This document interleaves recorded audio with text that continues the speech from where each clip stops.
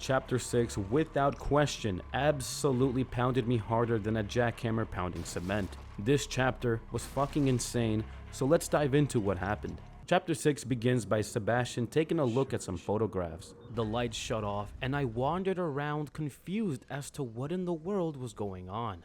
Sebastian's psychosis conjured up a large, intimidating figure walking towards me, and then Leslie proved to me that Sebastian's mental state was clearly deteriorating at a rapid rate.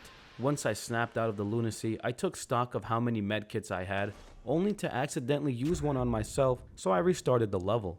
I can't afford to just waste such precious resources. I found Joseph, and he found a way to make my life harder by having me protect him. Now I'm not gonna lie, this wasn't too bad since all I had to do was carefully run around until Joseph finished disarming the bombs. Don't worry though, I of course still managed to find a way to lose some health. Once Joseph was done, he wasn't really done because then came a second door he had to disarm. After some more cardio, I escaped the building with Joseph and ended up in hell.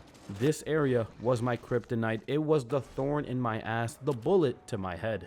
Let me explain. It all started with the stealth kill. I saw Joseph get chokeslammed, damn near put through the ground, but he got his get back. We got introduced to the long-range dickheads, and then I got engulfed in flames. Me and Joseph slowly made our way around this area, killing off all the enemies while at the same time trying to avoid the harpoons getting launched our way. After all the enemies were eliminated, I came into quite a problem. These 3 men up here have to be eliminated in order for me to progress through the game. After running around for a bit, I came to an idea, which was to try and hit them with the grenades. Unfortunately, no matter how I threw them, they just did not reach. I then sadly got caught by the harpoons and had to re-eliminate all the enemies in this area again. So, back to the issue at hand. After some thinking, I had to do what I didn't want to do. Use the sniper rifle. Every time I fired a shot, it hurt my heart knowing I'm breaking the rules of my own challenge. But that's okay, since there was no other way. I told myself, hey champ, you had no other choice. Shooting the first harpoon guy spawns in a new wave of enemies, so after taking care of them and shooting the last tower, we get introduced to the main problem of this area. The sadist was back and meaner than ever. This time, there were no traps to help me out here, so when he pulled up and all I had were my firearms, I literally shit my pants. I couldn't do damage to him because if I tried to swing on him, it resulted in an instant kill. I at least would have hoped that, my boy Joseph helps me out here, but no, the bastard just stands there like an asshole. I thought that maybe I just needed a little more health to survive the chainsaw attacks, but nope, I just kept taking some fat obese L's. The only time I was able to hit him was when he got himself stuck in some sort of weird animation that allowed me to get a couple of free hits. I then tried to somehow make him recreate that glitchy animation, but man, I have no idea how that happened. My next idea was to try and use my 3 grenades to hopefully take him out, but to my shock, this tank ate them all. I next thought, okay, maybe I need to blow him up next to the fire barrel. But not only was it hard to even get him near it without me dying, but eventually when I did, the results were still the same. I was at a complete loss. With nothing else to do, I decided to load back to when I first entered the area and just see if I missed something, anything that could help me fight this beast. As you can imagine, having to beat all these enemies again took a very long time, since again, I'm only using my fist. With each time I died, I grew closer and closer to calling it quits, until a light bulb lit up so bright in my head, it gave me a goddamn headache. I conjured up a plan so stupid, it just might work. You see, as I kept repeating the level over and over again, I noticed something. A decent amount of these enemies, including the ones that spawn in after you take out the first harpoon guy, carry either an axe or a torch. My plan was crazy, but it was simple. What if I just took these melee weapons with me into the boss fight? This would require me to try and not use any of the melee weapons provided in this area until I got to the boss. So everyone here either had to be taken out by hand or hopefully by Joseph. Now there were 2 glaring problems with this idea. One of them was that I couldn't run too far from the weapons or else they would just despawn.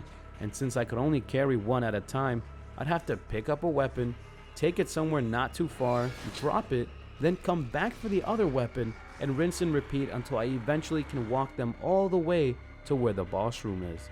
It took an extraordinary amount of luck and patience to do this, but I ended up with 5 axes and 3 torches. I only hoped it was enough for the boss fight. Which leads me to the second problem with this strategy. As you can see here, it was actually working. I was actually putting in some good damage. But again, since I have to get in close, I risked getting insta-killed, which I did. And unfortunately, I respawned back, but the weapons do not. This means that even after I suffered tediously bringing all these weapons to the boss room, I only have one shot to kill him, or else I have to reload the level and do it all over again. Which of course I ended up having to do.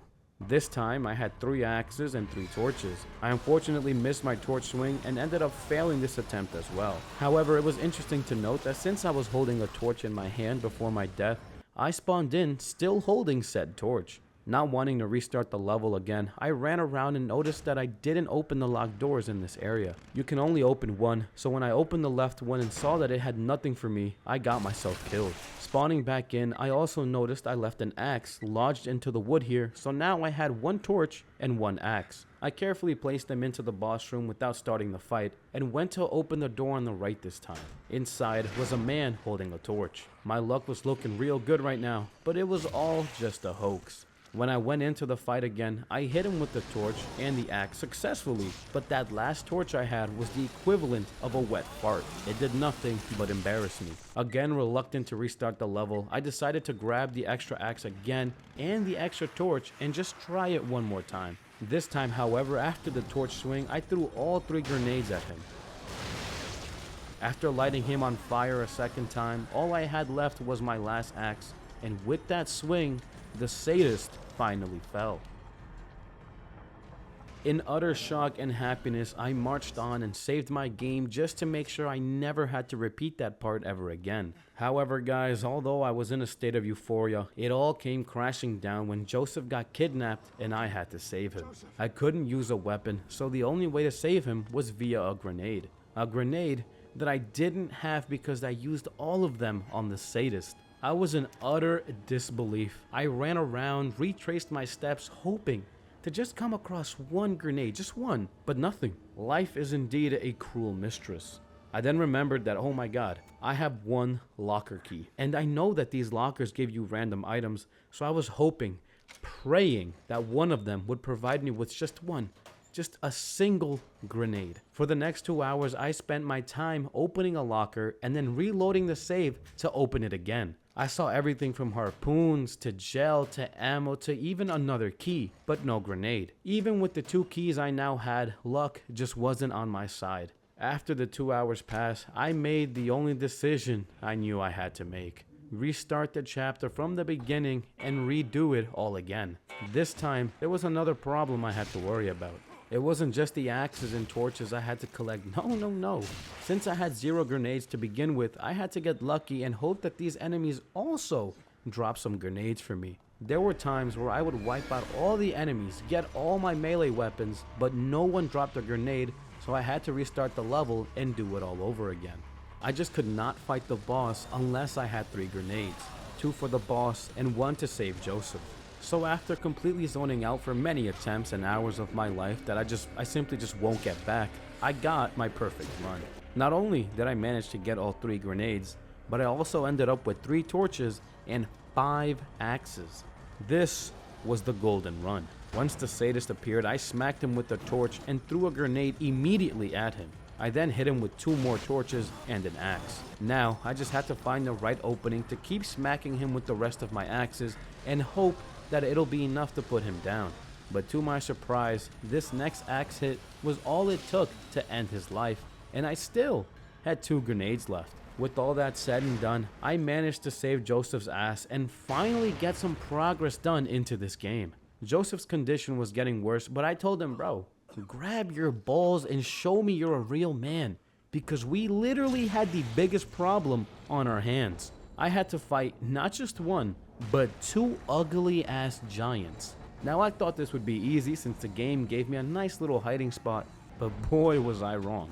I thought Joseph would take them out for me with his sniper, but those glasses he's wearing must have 5% tint on them because he was even more blind than I originally thought. I needed to take action with my own hands, and it led to a crazy swamp foot shoved right into my face. Although Joseph was completely useless, he did serve as a good distraction. He gave me enough time to get 1 or 2 clean hits into the giants before they turned around and I climbed back into my little hole.